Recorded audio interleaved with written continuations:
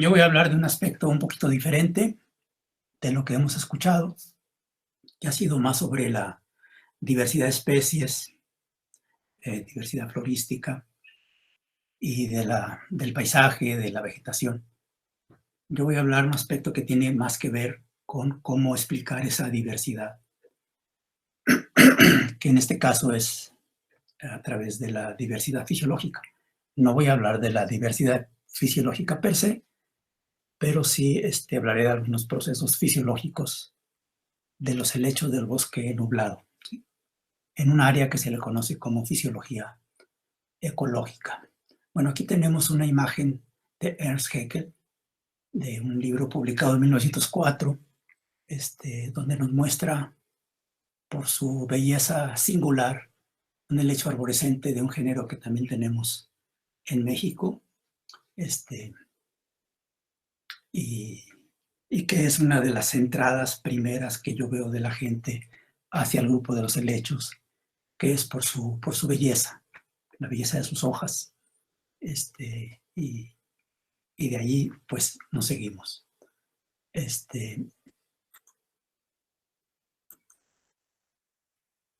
No me deja continuar con la página. Ahí está. Bueno, los helechos, perdón, la mayoría de los helechos que conocemos son helechos terrestres, pero además de los que están enraizados en tierra, hay algunos que trepan sobre los árboles, hay trepadores o decumbentes, hay otros helechos que flotan sobre cuerpos de agua dulce, hay muchos que crecen en las ramas de los árboles, como lo que nos acaba de platicar Edilia, de plantas epífitas, son helechos epífitos, y otros helechos que son muy grandes, como este que vemos acá, que tienen un crecimiento arborescente. En general, los helechos son fácilmente reconocibles por el hábito que tiene de desarrollar sus hojas, que al principio están enrolladas y luego se despliegan, digamos. Bien, los helechos también son más conocidos por una parte de su ciclo de vida, que es el esporofito. Es el que más se conoce. Y es muy semejante a las demás plantas vasculares que vemos, a las angiospermas, a las plantas con flores, ¿no? Porque tiene raíces, porque tiene rizomas que hacen la función de tallo y porque tiene hojas. Pero y porque es grande, ¿sí? O sea, lo vemos, está de nuestro tamaño o más grande, ¿no? Pero el gametofito, que es la otra parte importante en el ciclo de vida de los helechos, ese es muy pequeño, casi no lo vemos, y pasa desapercibido. En el ciclo de vida de los helechos, es un ciclo de vida de 2 generaciones independientes, es decir, cada uno, el esporofito o el gametofito, puede vivir sin la presencia del otro, ¿no? Los helechos aparecieron temprano en la historia evolutiva,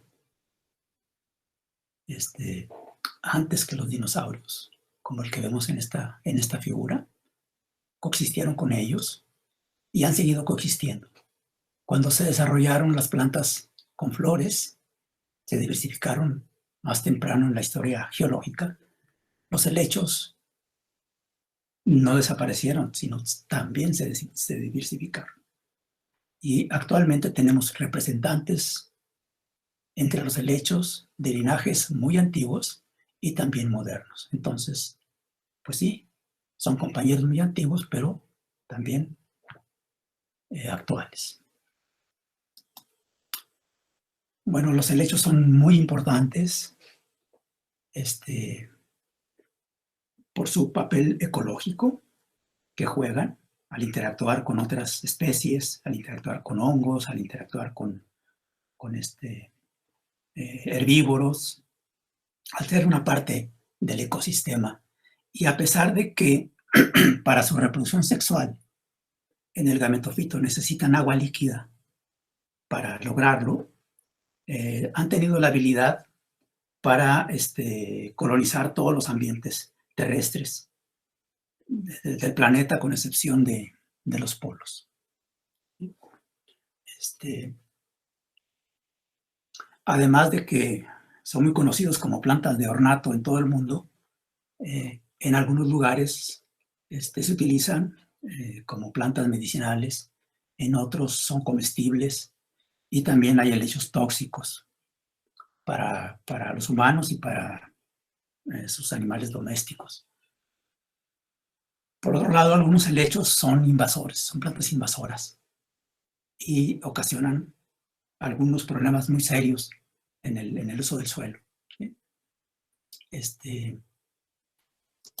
En México, en un estudio que realizamos hace poco, encontramos que hay 42 especies de helechos no nativos de México, exóticos o invasores, y en Veracruz existen 26 especies. En este mapa vemos con los círculos el tamaño del número de especies invasoras de helechos en los estados de la República. Veracruz es el que más tiene, como lo mencioné, seguido de Oaxaca y de Chiapas. El género Theridium, el helecho pesma, conocido en México así, en muchas partes de América con este nombre, son de las malezas más importantes en México y en el mundo. Theridium aquilinum, que también crece en México, es posiblemente la planta, se dice por ahí, con mayor distribución en la planta vascular en el mundo. Es una planta invasora. Y en Veracruz tenemos Theridium arachnoideum, que también llega a formar densos manchones y arresta la sucesión ecológica, y el bosque no puede volver a desarrollarse una vez que se establece. Los helechos mexicanos representan 10 a 20% de la diversidad mundial. Tenemos más de 1000 especies de helechos en México, y un alto porcentaje, el 20%, son endémicas a México.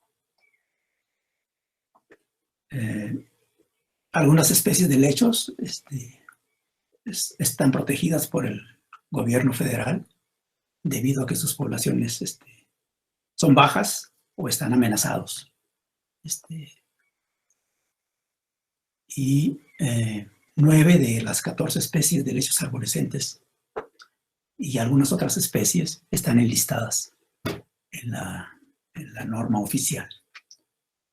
En Veracruz es un estado muy rico en especies de helechos. Existen más de 550 especies, y la mayoría de las especies de helechos crecen en el bosque nublado. Bueno, el bosque nublado o bosque mesófilo de montaña está constituido por árboles que tiran sus hojas durante una época del año, es decir, caducifolios, y también por árboles que no las tiran, es decir, perennifolios. En México, el bosque nublado se distribuye en sus montañas, y a una altitud que es similar, en la que también se distribuye en Veracruz, entre 1500 a 2500 metros sobre el nivel del mar. Aquí está la distribución del bosque nublado. En Veracruz, la lluvia, la precipitación anual del bosque nublado oscila más o menos entre 1500 a 2500. La temperatura, bueno, aquí vemos la oscilación, pero se centra a 18 grados centígrados, es un bosque fresco. Y la presencia del bosque nublado, y de ahí su nombre, es por la formación de nubes, por la neblina que es frecuente observar en estos bosques, y coincide con la altitud en la que se forman las nubes. El bosque nublado ocupa una muy baja superficie en México, 2%, en Veracruz 2%, pero en México también ocupa una muy baja superficie.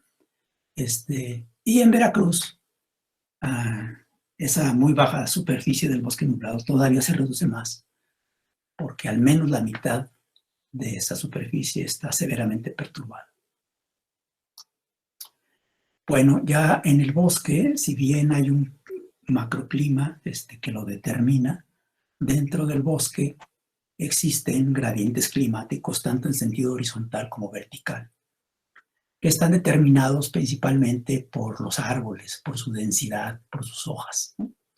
Tenemos sitios donde hay mayor abundancia de árboles y los valores climáticos son relativamente bajos, los conocemos como bosques cerrados, y del otro extremo del gradiente hay, con menos árboles, hay un clima con altos valores climáticos. En la figura muestro para varios días de estos meses del año la marcha de la luz, de la temperatura, de la humedad relativa y del déficit de humedad. Y observamos en los círculos más oscuros, en los círculos oscuros que pertenecen al bosque cerrado, que los valores de luz son muy bajos en comparación con el bosque abierto, que son hasta, en este caso, hasta 450 micromoles de luz. Y los valores de temperatura también son mucho más bajos que los del bosque abierto, al igual que los valores de luz. Y los valores de déficit de humedad son muy bajos, cerca en los lugares cerrados, perdón, y en el bosque abierto tienen mayor déficit de humedad. Obviamente lo contrario sucede con la humedad relativa, que en los lugares cerrados de los bosques nublados, la humedad relativa es muy alta, casi de 100%, prácticamente todo el año, en comparación con los bosques abiertos. Y también decíamos que hay un gradiente climático vertical, donde otra vez los valores climáticos son bajos, cerca del piso del bosque, cerca de los troncos, y son muy altos en las partes altas, en el dosel de los árboles. Aquí vemos una figura que muestra a lo largo de estos 4 días la cantidad de luz. La línea verde muestra la cantidad de luz a lo largo del día, de 24 horas, en la copa de los árboles. Y la línea roja muestra, para el mismo periodo de luz, la cantidad de luz que hay a 1 metro de altura, cerca del piso. Y vemos que hay una diferencia enorme. Y en estos dos extremos hay un gradiente de luz y de temperatura. Aquí, para más días, se muestran las mismas figuras, pero para temperatura, humedad relativa y déficit de humedad. Y también observamos esas grandes diferencias entre la parte alta de los árboles en el dosel, donde para la temperatura se observan valores muy altos en comparación con el sotobosque, y lo mismo sucede con el déficit hídrico. Y por otro lado, la humedad relativa cerca del bosque pues suele ser, como ya mencionamos en la figura anterior, suele ser cercana a 100%, y en los sitios, en este caso, en las partes altas del bosque, en el dosel, la humedad relativa disminuye hasta más del 70%, y esto es en la época húmeda, ¿no?, del año. Bien, hago un paréntesis nada más para definir brevemente qué es ecofisiología o fisiología ecológica. Pues es la suma, como su nombre lo indica, de la fisiología y de la ecología. Y la idea de esta ciencia o de esta disciplina es que es una aproximación al significado ecológico de los procesos fisiológicos de los organismos. ¿Sí? Es una aproximación mecanicista a los procesos ecológicos a través de estudios de laboratorio y de campo. Aprovechando el foro de la Sociedad Botánica de México, quiero también señalar con esta diapositiva un evento, digamos, histórico, que es que la fisiología ecológica vegetal mexicana es joven. En mi juicio nació hace menos de 50 años, con los trabajos de Carlos Vázquez. Carlos Vázquez, en 1974, publicó un artículo sobre la ecofisiología de la germinación del árbol balsa, que crece en México, en Sudamérica y en el Caribe, y marca al ser un artículo científico sobre ecofisiología publicado por un mexicano, marca para su servidor el inicio de la ecofisiología vegetal en México. Carlos fue un investigador prolífico durante su vida y también coeditó algunos libros. Este libro, también temprano en su carrera, 76 del siglo pasado, sobre regeneración de selvas, que él editó, que salió editado por el Instituto Nacional de Investigaciones de Recursos Bióticos con sede en Jalapa. También Carlos coeditó un libro sobre fisiología ecológica de las selvas altas tropicales, producto de un simposio que se realizó en la Estación de los Tuxtlas, en Veracruz, en 1983. Bien, entonces, después de este paréntesis, vamos a entrar en materia para hablar de la fisiología ecológica de los helechos del bosque nublado de Veracruz, en los que daré resultados de algunas investigaciones realizadas acerca de la fisiología ecológica de la espora, del gametofito y del esporofito de los helechos. En esta figura muestro en la superior la distribución de 3 especies de helechos arborescentes, las fotografías están acá abajo, en un gradiente de luz en el bosque. En verde está una especie que prefiere lugares muy sombreados, en anaranjado está una especie que prefiere lugares más soleados y en azul una especie que prefiere lugares intermedios.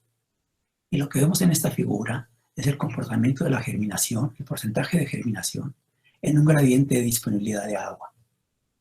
Y vemos que la especie que se distribuye en los lugares más abiertos del bosque es la que es menos sensible a la disminución de la cantidad de agua en su germinación, alcanzando valores tan altos como el 70% en valores de disponibilidad de agua relativamente drásticos, digamos. En cambio, las especies que se distribuyen hacia la sombra, hacia los lugares más sombreados, disminuyen rápidamente su germinación, conforme disminuye la disponibilidad del agua. Aquí vemos para helechos herbáceos el mismo patrón. Aquí hay 2 especies de helechos terrestres que también tienen distinta distribución en el gradiente de luz. Y lo que observamos en la figura, que la especie que se distribuye en los lugares más abiertos en el bosque es la menos sensible a la disminución de la disponibilidad de agua y la que logra porcentajes de germinación más altos en comparación con la especie que se distribuye en los ambientes más sombreados. Y en esta otra figura vemos para 3 helechos epífitos que tienen una distinta zonación en la copa, se distribuyen de manera diferente en las zonas señaladas en este esquema en el árbol. Vemos que el helecho que se distribuye en las partes intermedias, también cuando disminuye la disponibilidad hídrica, disminuye su germinación, pero es mucho menos sensible que esta especie que se distribuye en las partes más abajo en la copa, donde casi no germina. Bien, decíamos que los helechos son importantes por varias razones, y una de ellas porque son helechos invasores, son especies invasoras, y como sabemos es una de las causas globales, principales, que están ocasionando la pérdida de la biodiversidad en el planeta, ¿sí? Este helecho, Macrothelipteris torresiana, es un helecho común en el bosque nublado, es un helecho terrestre, y se reportó por vez primera en México en 1960.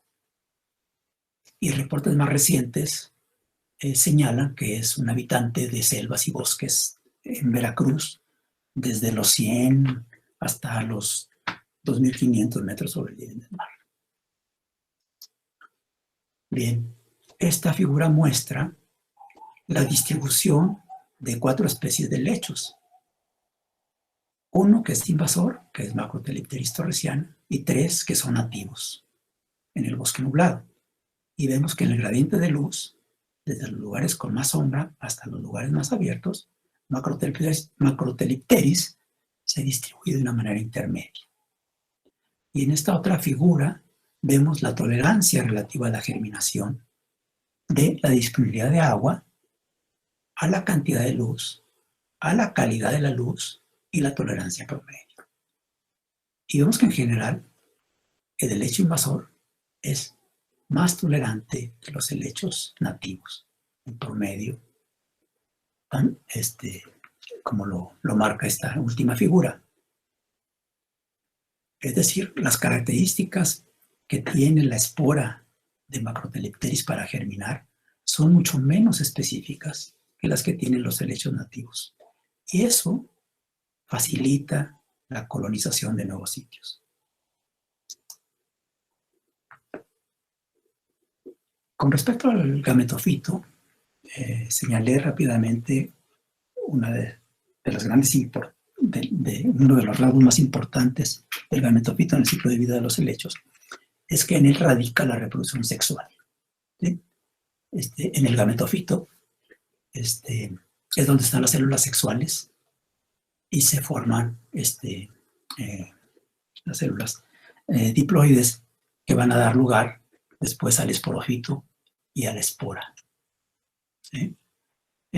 Los gametofitos, decía, son muy pequeños, de medio centímetro cuadrado, más o menos en promedio, y eso hace que sea muy difícil de verlos en la naturaleza, y además son muy semejantes. Sí hay diferencias, aquí vemos fotografías de gametofitos cultivados en el laboratorio, pero entre especies cercanas son muy similares. Entonces es muy difícil identificarlos en el campo, identificarlos morfológicamente. Decíamos que también es muy difícil encontrarlos y también es difícil cultivarlos en el invernadero y en el laboratorio. Y posiblemente esas dificultades explican que la ecología del gametofito es prácticamente desconocida. Inició en los 70s, ¿no? En los últimos años ha habido más un incremento importante de investigaciones sobre la ecología del gametofito, pero realmente está empezando. Para conocer qué factores ecológicos determinan el establecimiento de los gametofitos, hicimos este experimento en el bosque nublado, donde sembramos esporas de varias especies de helechos terrestres en el piso del bosque con diferentes tratamientos. Sembramos esporas en sitios con hojarasca, sitios que retiramos la hojarasca y dejamos el mantillo, sitios que retiramos la hojarasca y el mantillo y dejamos solamente el suelo mineral, y un control que consistió en suelo estéril dentro de una caja Petri. Además, la mitad de estos tratamientos tuvieron una cubierta de plástico todo el tiempo para generar un ambiente de alta humedad relativa y compararlo con la otra serie de tratamientos que no tuvieron esa cubierta, es decir, sin alta humedad relativa. Y se siguió el crecimiento de los gametofitos en el tiempo hasta 5 meses. En esta figura muestro los resultados para 3 especies de helechos arborescentes. Cada color es una especie. Y las barras, la altura de las barras, marca el crecimiento de los gametofitos en el tiempo hasta los 5 meses, midiendo su cobertura, que tanto cubrían el piso de la pequeña parcela. Y observamos de manera general que los gametofitos crecieron más cuando tuvieron mayor sombra, porque en general las barras son más altas de este lado de la figura que de este lado, que es el resultado del bosque abierto. ¿Sí? Luego, otra cosa que resalta aquí es la importancia de la humedad. ¿Sí? Aquí es alta humedad, aquí es sin alta humedad. Y vemos la diferencia en la altura de las barras, ¿sí? En las 3 especies, y que también se manifestó en esto que les señalaba ahorita es para el bosque cerrado, que también se manifestaron esas diferencias en la altura de las barras con respecto al tratamiento de humedad en el bosque abierto. En el tratamiento donde menos crecimiento hubo de gametofitos fue en el tratamiento con suelo mineral, sin la cubierta de hojarasca y sin el mantillo. Y en el que hubo mayor crecimiento fue en el control, como era esperado, el que tuvo suelo estéril todo el tiempo y una cubierta de humedad todo el tiempo. Bien, en el invernadero también hemos trabajado con el efecto de la humedad relativa y el efecto de la radiación solar sobre la fotosíntesis de los gametofitos. Aquí voy a mostrar los resultados para las mismas tres especies de helechos arborescentes. Y aquí muestro una fotografía de los gametofitos de una de esas especies creciendo en estos tratamientos. A los gametofitos se les midió su fotosíntesis en esta escala relativa de 0 a 1, donde 1 es la máxima fotosíntesis y 0 es la menor posible. Y lo que se hizo a estos gametofitos fue someterlos a 4 tratamientos de humedad relativa. Estuvieron creciendo durante un día completo en estas 4 condiciones de humedad. Y después fueron trasladados a condiciones de 100% de humedad y se siguió su fotosíntesis hasta las 72 horas.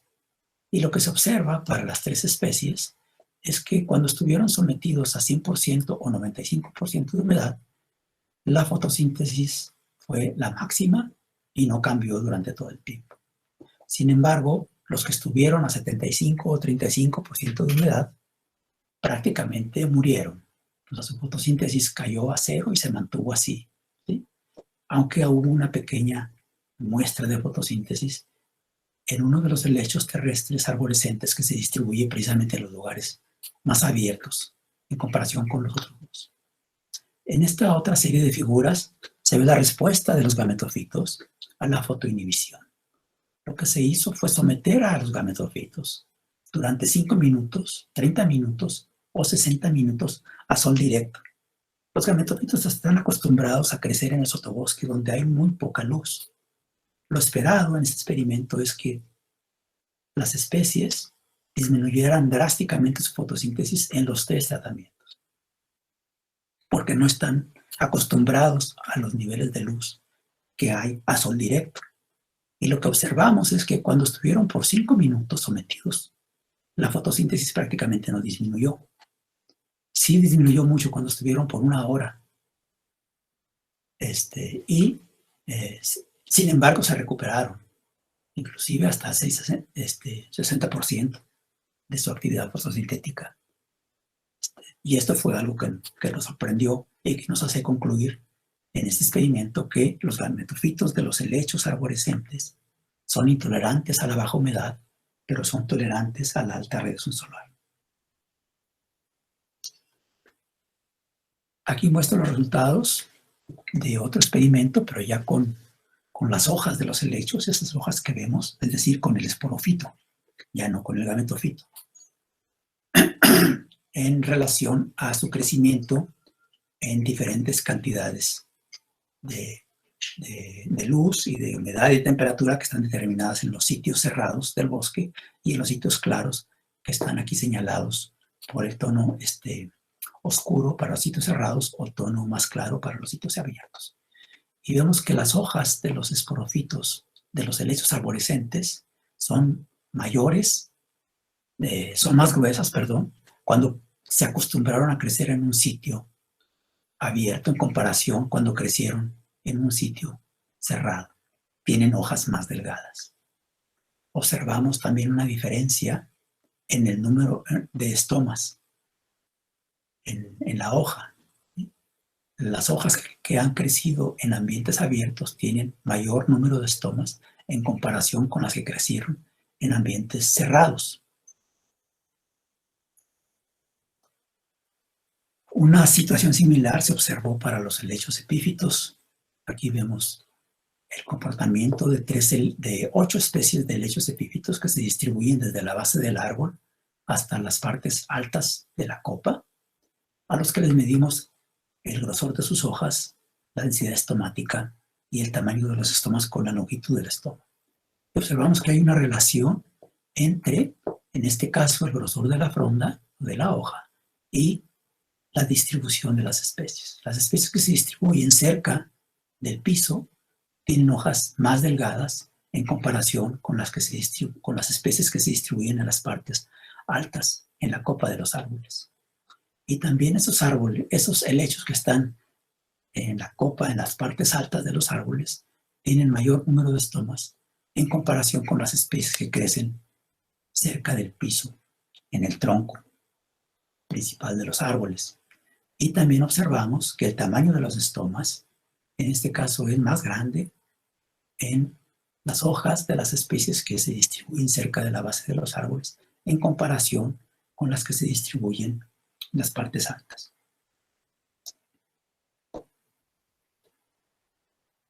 Aquí muestro también para estos helechos arborescentes que tienen una distribución desigual en el gradiente de luz en el bosque, el comportamiento de la fotosíntesis, en este caso de la asimilación de carbono. Y lo que vemos para esta especie es que cuando creció en un sitio cerrado, la fotosíntesis máxima que alcanza es mucho mayor a las plantas de esta misma especie que crecieron en un sitio abierto. Esta es una especie que prefiere crecer en sitios cerrados. Y muy posiblemente lo que estamos observando aquí es un efecto de fotoinhibición. Y por eso este helecho tiene mayor fotosíntesis cuando crece en los ambientes con menor cantidad de luz. Aquí vemos para la misma variable, para la asimilación de carbono, el gradiente de la respuesta de la asimilación de carbono de la fotosíntesis en respuesta a un gradiente de luz de 8 especies de helechos, los que mostré en la figura anterior, que se distribuyen en la copa del árbol de una manera diferente. Especies que crecen cerca de la base y especies que crecen hacia la copa. Y lo que observamos en esta figura es que la fotosíntesis máxima que alcanzan los helechos epífitos, que se distribuyen en las ramas expuestas de los árboles, alcanza valores mucho más altos que la fotosíntesis máxima de los helechos que se distribuyen en las partes bajas de los árboles. Entonces, encontramos también que la distribución de las especies y un proceso fisiológico como la fotosíntesis están asociados, están correlacionados en el bosque nublado.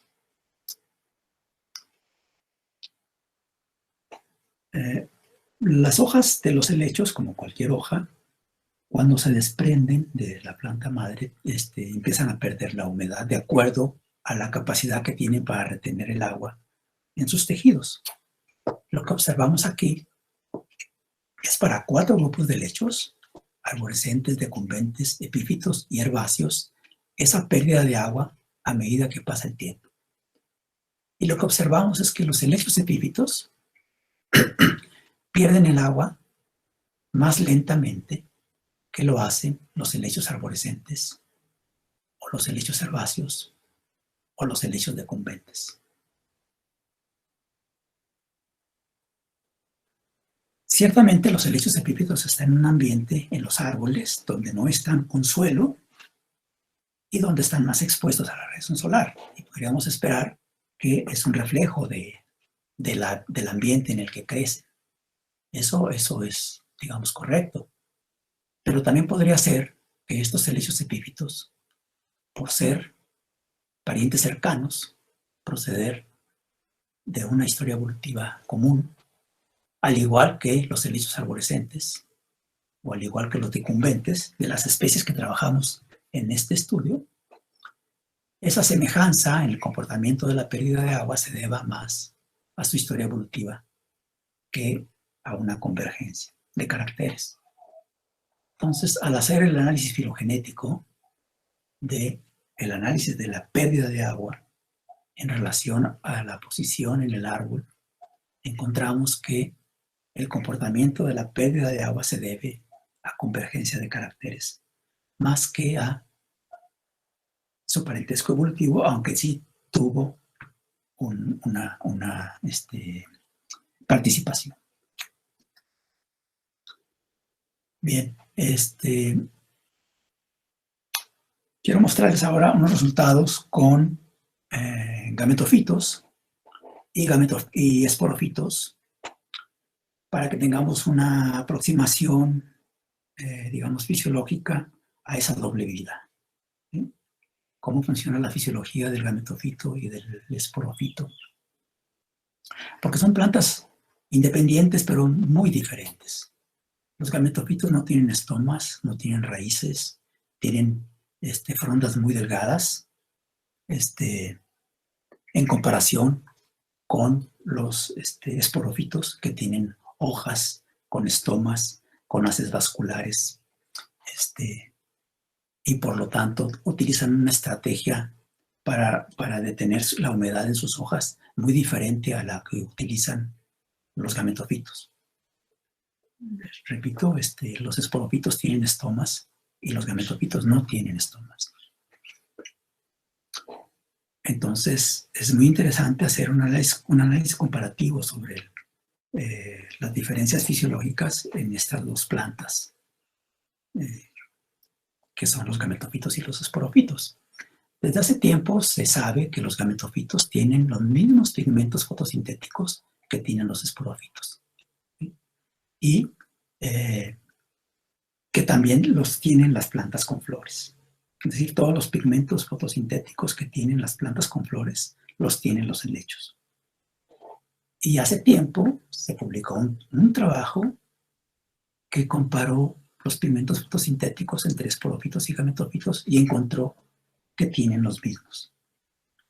En el laboratorio nosotros encontramos que lo mismo, ¿sí? Pero es la segunda ocasión que se reporta este trabajo, este resultado, de que los gametofitos tienen los mismos pigmentos fotosintéticos que los esporófitos.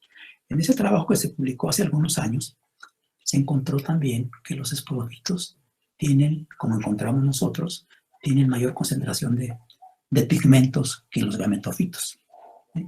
Que se muestra aquí en estas barras, en la verde y en la azul. En general, las hojas de los esporófitos tienen mayor concentración de pigmentos que los gametofitos, aunque puede haber diferencias, como en este caso para este helecho epífito, que tiene más clorofila en comparación con el esporófito. Bien, el cambio global, sabemos, es una amenaza para los ecosistemas, para la diversidad, para nosotros mismos, en cuanto a nuestro bienestar y el bienestar de las plantas y de los animales, etc. Particularmente el cambio global que estamos viviendo y la reducción de nubes están afectando al bosque nublado. Entonces, por el cambio global, lo esperado es que el bosque nublado, al hacerse el lugar que habita ahora, al hacerse más caliente y con menos nubes, tiende a desplazarse hacia las partes altas de la montaña. Esto pues sí es esperado, la gente dice que así va a suceder, o está sucediendo, pero es muy importante reconocer que el bosque no se va a mover como una unidad, sino cada uno de sus integrantes se va a mover de acuerdo a sus atributos fisiológicos y morfológicos. Algunas especies se van a desplazar, otras van a permanecer en donde están, otras se van a cambiar de montaña, otras desaparecerán. Todo ello será producto de sus atributos que yo he mencionado en esta plática, sus atributos fisiológicos y atributos morfológicos. Entonces, es esperado que los helechos fisiológicamente tolerantes a la sombra profunda sean las especies más afectadas por la disminución de la lluvia y de la neblina en el bosque nublado.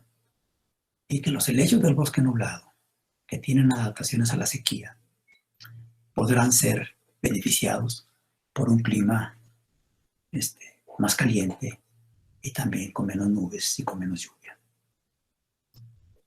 Pues bueno, ¿qué podemos concluir? Pues quisiera yo señalar que se han dado evidencia de que la tolerancia fisiológica y la distribución de las especies de helechos en el bosque nublado están asociados, están correlacionados. Y que la luz es muy importante como factor ecológico en el crecimiento y sobrevivencia de los de los helechos, pero también el agua y también el disturbio son importantes y limitan principalmente la germinación de la espora y el doble establecimiento de los helechos, tanto de los gametofitos como de los esporófitos. Y que la fisiología del esporófito explica en gran medida la diversidad de especies de helechos en el bosque nublado. Y bueno, una pregunta que todos nos hacemos es qué hacer ante el predicamento ambiental que estamos viviendo. Como señalaba hace un momento Carlos Vázquez, el primer ecofisiólogo vegetal mexicano, si estuviera sentado entre nosotros, nos diría posiblemente que el desafío futuro más importante en la ecofisiología de los helechos del bosque nublado es entender el significado ecológico de los procesos fisiológicos de la espora, del gametofito y del esporófito. Y que caminando en ese rumbo vamos a explicar mejor la distribución y abundancia de las especies, de los helechos en su ambiente natural. Y que de esa manera podremos enfrentar con inteligencia los retos de la conservación de las especies, de la restauración de los ecosistemas, para bien de todos, ¿no? Para vivir en un mundo mejor. Solo me resta agradecer a mis compañeros estudiantes, colegas, de los cuales he presentado resultados sin mencionar sus nombres, pero aquí están fotografías de ellos y sus nombres, y que bueno, no son resultados de mis investigaciones, sino son resultados de colaboración. Y por supuesto agradezco a mi esposa por su amor y su comprensión. Y a todos ustedes, pues muchas gracias por su atención. Voy a dejar de compartir pantalla para dar paso a comentarios o preguntas. Perdón, antes nada más, como ya nos señalaba. Muchas gracias, Oscar. Perdón, nada más quiero señalar que los comentarios pueden ser para todo el seminario, por eso pongo aquí el programa del webinario de hoy, y también recordar que mañana es cuando se cumplen los 80 años de la Sociedad Botánica de México, que también es el Día del Botánico, que eso es mañana, 4 de septiembre, y que hoy por la tarde tenemos todavía eventos relativos a la celebración. Gracias, ahora sí. Dejo de compartir pantalla. Muchas gracias, Oscar. Muy interesante los trabajos que se han hecho con los helechos allá en esta región de Veracruz, bastante interesante, ¿no? El mesófilo. No sé si por ahí alguien tiene alguna pregunta. Creo que he visto Perla, que te había levantado la mano hace ratito.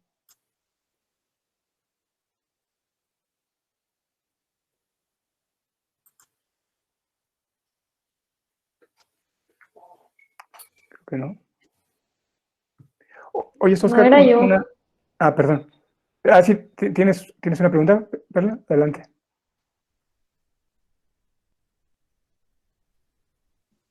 No, Lalo, muchas gracias. No era yo, pero aquí estoy al Es que se pendiente. ve Gracias. la manita ahí levantada. Gracias. Wow, no lo había visto. Disculpen. No te preocupes. Oscar, nada más un comentario con ese hecho que es sumamente invasor allá y ante a lo que nos presentas de datos que prácticamente pues le va bien casi en todos lados, ¿no? Es decir, en el disturbio le va bastante bien y justamente estamos en una época de disturbio muy fuerte, tanto por la tala tan rápida que van los bosques mesófilos allá cerca de Jalapa y bueno, todos lados. Entonces, ¿cómo se haría desde el punto de vista con el estudio de la fisiología de este lecho en particular, ¿qué planes se deberían de seguir para tratar de impedir su avance? O una vez que ya está ahí, ¿cómo hacerle para que no secuestre y dejen salir a los arbolitos del bosque? Pues hay mucho que se ha escrito sobre las especies invasoras en general, no nada más de plantas, sino de animales, todo eso. Obviamente lo que se dice es, lo mejor es la prevención, ¿no? Como muchas cosas. Estar prevenidos antes de que llegue la pandemia.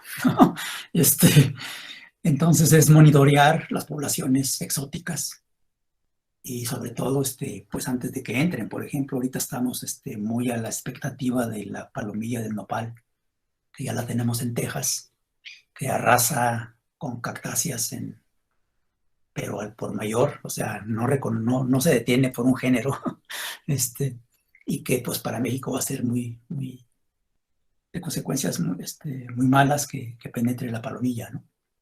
Entonces, pues se está monitoreando y lo otro, pues es conocer el ciclo de vida y conocer su fisiología, sus tamaños poblacionales, su velocidad de propagación, pero sobre todo prevenir, ¿no? Porque una vez que ya está dentro, el mal, digamos, es mucho más difícil combatirlo porque a veces acabas con el paciente. Entonces, pero sí se ha escrito, las autoridades federales están, digamos que al pendiente de las especies invasoras y también hay investigadores nacionales y extranjeros que han estado trabajando con las especies invasoras. En el particular de los helechos, hay algunos helechos problema en el mundo, y hay algunos trabajos realizados con ellos. En una de las fotografías que mostré es de Theridium, del PESMA, que es de las principales plagas a nivel mundial, que atacan, que arrestan los bosques y que no permiten, convierten tierras fértiles en infértiles y es muy difícil de erradicarlos. Con ese helecho se han hecho trabajos sobre cómo controlarlo, cómo erradicarlo, porque es muy agresivo, tiene rizomas que pueden estar hasta medio metro bajo el suelo, y tú lo cortas y el helecho pues simplemente lo estás podando y vuelve a crecer y vuelve a crecer y vuelve a crecer. Y se ha tratado de controlarlo. Lo que se ha observado, yo no soy especialista en eso, pero lo que se ha observado es que la sombra, simplemente la sombra, es el mejor, bueno, y estarlo cortando también, ¿no? Para que no esté produciendo esporas, pero la sombra es el mejor tratamiento. Entonces poner en esos lugares donde solamente hay es que es impresionante, Eduardo, donde tú vas con estos comunidades de lechos de PESMA, no crece nada más, solamente crece este lecho. Hay manchones por kilómetros donde solamente crece helecho. Entonces, lo que sugieren es sembrar árboles que sean resistentes a la alta radiación para que proporcionen sombra. Y el helecho empieza a desaparecer solito. Y ya después, sustituir esos árboles pioneros de alta radiación o dejar que los helechos, las semillas, los propágulos de árboles de sombra, crezcan, ¿no? O sembrarlos, ¿no? Es una regeneración asistida, ¿no? Para producir sombra. Y eso, hasta ahorita es lo que yo he escuchado que es el mejor tratamiento para este tipo de plaga, que es el PESMA, que no tolera la sombra. Es intolerante a la sombra. Entonces, digamos que solito desaparece, pero sí hay que estarlo talando y poniéndole sombra. Y en años encontrarás resultados positivos y no utilizar herbicidas foliares, porque simplemente vas a matar las hojas y todo lo que está a su alrededor. Y el helecho va a seguir ahí, ¿no? Ahora, con otros helechos, como este del que yo presenté resultados, otros helechos invasores, Macrotelecteris, son helechos más silenciosos, ¿sí? O sea, les indicaba que Macrotelecteris, hasta donde sabemos, llegó en 1960 a México, bueno, su primer registro, ¿no? Oficial, digamos. Y ahora está en la mitad de México, ¿sí? Y tú entras a un bosque relativamente conservado, a un bosque nublado, me refiero, y ves este helecho y piensas que es un helecho nativo, porque está en el sotobosque coexistiendo con otros helechos. No es hasta que lo identificas y te dices, y te da curiosidad y dices, oye, ¿y este helecho dónde es? Y te das cuenta que es un helecho asiático, ¿no? Entonces, hay muchas especies invasoras, nada más de helechos, que lo hacen así. Y de esos tenemos muy pocos registros.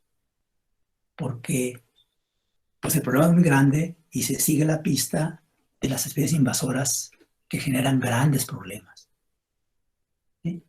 y sobre todo que atacan sistemas productivos, que son visibles, ¿no? Que disminuyen, disminuye la pesca porque hay una especie de pez invasor, que disminuyó la zona forestal porque hay un helecho invasor que no deja crecer a los bosques. Eso sí se ven, pero estos otros no. ¿Sí? Y van a ocasionar cambios en cadena a la trama ecológica importantes en los ecosistemas donde estén, como Macrothelipteris. Macrothelipteris de 1960 a la fecha, yo podría decir que es una especie que ya la vamos a tener que considerar como especie nativa. ¿Sí?